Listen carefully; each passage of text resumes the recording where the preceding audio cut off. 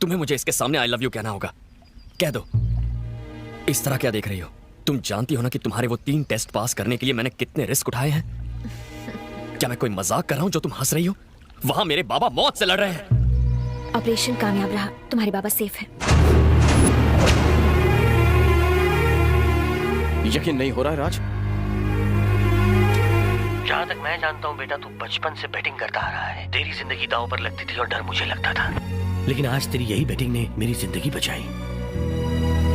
तेरे दोस्त ने डॉक्टर को पैसे दे दिए हैं, इसलिए तुम्हारी माँ के चेहरे पर खुशी है। तुमने पैसे दिए बेट जीतने से पहले ही? जिस दिन तुमने बेट लगाई थी उसी दिन हमें पता था तुम जीत जाओगे राजा। तुम इस बेट के बारे में कैसे जानती हो? वो बेट लगाने के लिए मुझे इसी ने कहा था। हाँ राजा, तुम अपने बाबा को बचाने के लिए मेरी जिंदगी में आए हो, पर मैं अपनी मर्जी से तुम्हारी जिंदगी में आई हूँ। मैं 13 साल से हर बेट जीत कर भी हारती आई हूँ, लेकिन तुमने जिंदगी की हर बेट जीती है। दूसरों को हमेशा मदद करने का तुम्हारा स्वभाव मेरे दिल को छू गया। मेरी फैमिली के सामने लव लेटर देने की तुम्हारी हिम्मत पर मैं फिदा हो गई। मेरे घर में आकर मुझे गुलाब देकर तुमने बहादुरी दिखाई। मुझे सिक्योरिटी से आजाद करवा के इस दुनिया से रूबरू करवाया जिससे मैं बेखबर थी। तुम्हारे पापा का ऑपरेशन अगले दिन होने वाला था, फिर भी तुम मुझे मुसीबत में छोड़कर नहीं गए। मैं तुम्हारी एहसानमंद हूँ। तुम्हारे अंदर 100 लोगों का गुरूर है, 1000 लोगों की ताकत है और लाखों लोगों का दिमाग है तुम में। इसीलिए मैंने अपने बचपन के खास दोस्त जेम्स को तुम्हारे पास भेजा। बैटिंग तो सिर्फ बहाना था तुम्हारे पास आने का। जेम्स!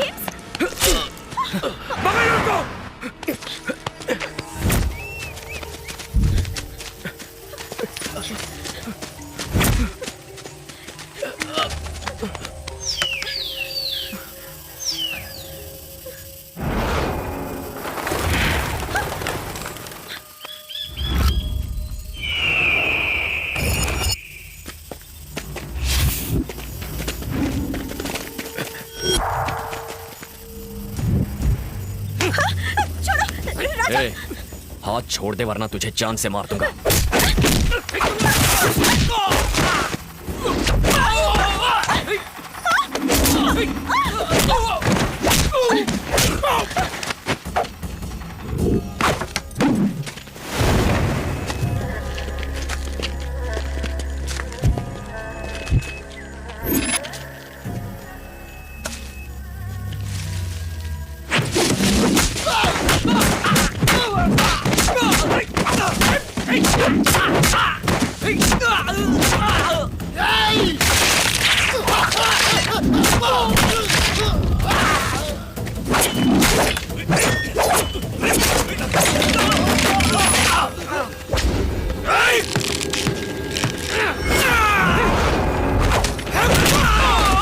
चलो जल्दी।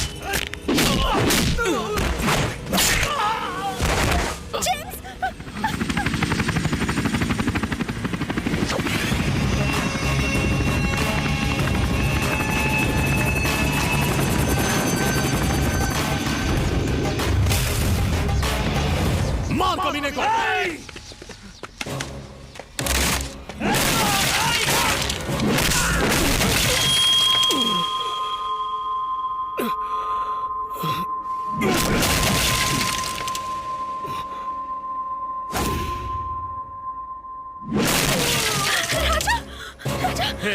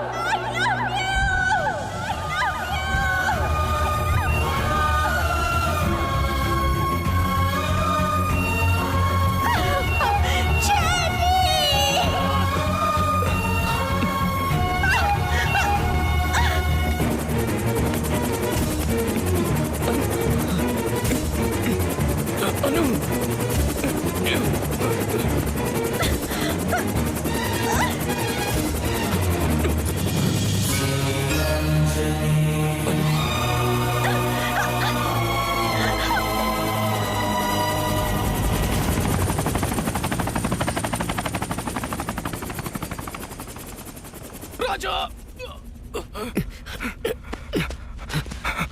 जेम्स, उसका नाम अनु है। ये तुम्हें कैसे पता? मेरे माँ बाप के अलावा सिर्फ अन्नू ही मुझे चेरी बुलाया करती थी। ये लॉकेट उसी ने मुझे दिया था। इसका मतलब तुम सूर्यनारायण जी के बेटे हो। हाँ हाँ।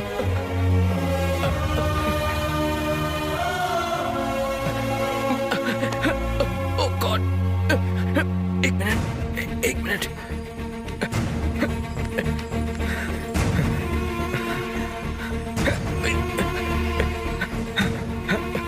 हेलो बाबा, राजा और कोई नहीं, सूर्यनारायण जी का बेटा है।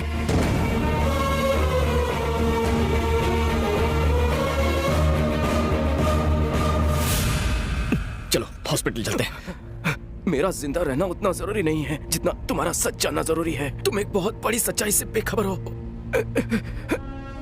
तुम्हारे पिताजी ने जो पूजा करवाई थी उसमें जो हादसा हुआ था वो हादसा नहीं था, वो धमाका जानबूझकर करवाया गया था। अपना गांव रायदुर्ग, जिसकी कुल देवी देवी भवानी थी, पर गांव के जीते जागते भगवान तो तुम्हारे पिताजी थे। विजय प्रताप और तुम्हारे पिताजी कॉलेज के जमाने से जिगरी दोस्त थे। उन दोनों की सच्ची दोस्ती की वजह से तुम्हारे पिताजी के कहने पर विजय प्रताप जी ने अपनी 3000 एकड़ की जमीन रायदुर्ग के किसानों को खेती करने के लिए लीज पर दे दी। विजय प्रताप अपने बिजनेस के सिलसिले में लंदन चले गए। इसी फिराक में था उनका साला बवंडर बिहारी। सर, हमें जांच से पता चला है ये जो 3000 एकड़ की जमीन विजय प्रताप ने किसानों को खेती करने के लिए लीज पर दी है, उसमें A ग्रेड का आयरन ओर है। अगर हम इस जमीन को खोदकर सारा का सारा आयरन ओर निकाल लें तो हमें करोड़ों का फायदा हो सकता है। मुबारक हो तुम्हें भी। किसानों को पता न चले इसलिए हम उसे पावर प्रोजेक्ट का नाम देंगे, लेकिन उसकी आड़ में चलेगा अपना धंधा और किसानों को फंदा। उन्होंने किसानों को मजदूरी छोड़कर अमीर बनने के सपने दिखाना शुरू कर दिया और लोगों को गोनी भरकर पैसे देने का वादा किया। अगर फैक्ट्री बन गई तो हमारे बच्चों का भविष्य संवर जाएगा। तुम्हारे पिताजी ने उन्हें समझाने की बहुत कोशिश की कि वो प्रोजेक्ट बोगस है और वो आयरन ओर के लिए जमीन हथियाना चाहते हैं, पर भोले भाले गांव वाले बवंडर के झांसे में पूरी तरह से आ चुके थे। हमें कोई परवाह नहीं है कि वो क्या करने वाले हैं। हमें बच्चों का भविष्य देखना है। हमें माफ कर दीजिए। बवंडर ने मासूम गांव वालों की आंखों में सुनहरे सपने सजा दिए थे। जब उन्हें ही परवाह नहीं तो आप उनकी इतनी परवाह क्यों कर रहे हैं? क्योंकि ये सभी हमारे अपने हैं। थोड़ा बहक गए हैं। कुछ दिनों बाद विजय प्रताप लंदन से आ जाएगा, तब मैं उसे सब कुछ बता दूंगा। सूर्यनारायण जी ये सच्चाई विजय प्रताप जी को ना बता दें, इसीलिए उसी रात उन्हें अगवा किया गया। बवंडर बिहारी के आदमियों ने सच्चाई बताने पर तुम्हें और तुम्हारी माँ को मारने की धमकी दी। अगले दिन विजय प्रताप लंदन से वापस आए। आओ बेटी, विजय प्रताप जी की आंखें तुम्हारे पिताजी को देखने के लिए बेचैन थीं। मुझे लगा सूर्यनारायण मुझे लेने आएगा, पर वो है कहाँ? वो नगर पंचायत गया है जमीन के काम से। आइए चलते हैं। वो जानते थे कि सूरज देर से निकल सकता है, पर सूर्यनारायण उनसे मिलने कभी देरी से नहीं आ सकता। विजय प्रताप जी को बवंडर पर शक होने लगा और वो तुम्हारे घर पहुंचे। तुम्हारी मां के आंसुओं ने सारी सच्चाई बता दी। उन्होंने अपने दोस्त सूर्य नारायण को कोठरी से रिहा किया और बवंडर को सबक सिखाने की ठान ली।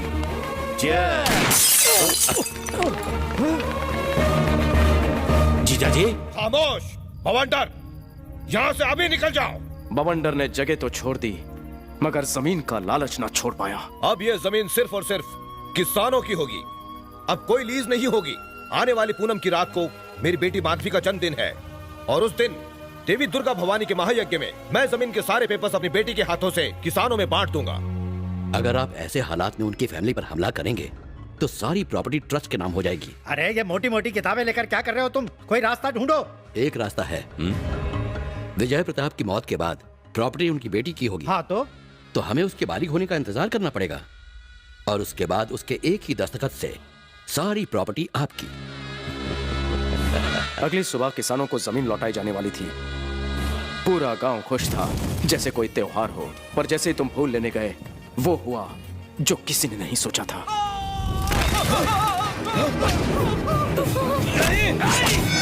क्या हो रही है?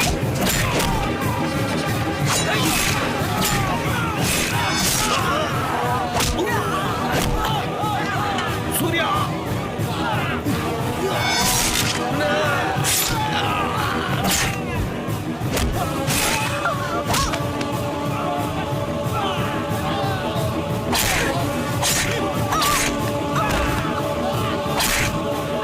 नहीं, ये सब मत करो।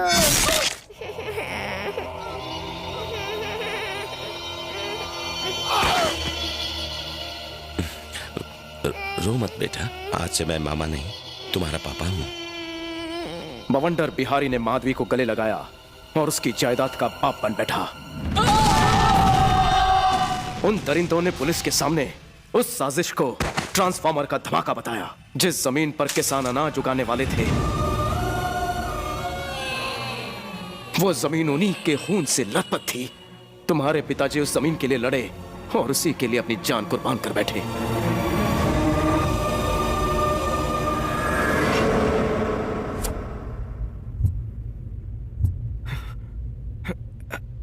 तुम्हारे पिताजी उन जल्लादों का पर्दाफाश ना कर सके, पर तुम तो कर सकते हो। उन गद्दारों को अंजाम तक पहुंचाने के लिए मैं जिंदा हूं। ये रहे उस 3000 एकड़ जमीन के कागजात। जाओ, पिताजी की अधूरी इच्छा पूरी करो। जेम्स,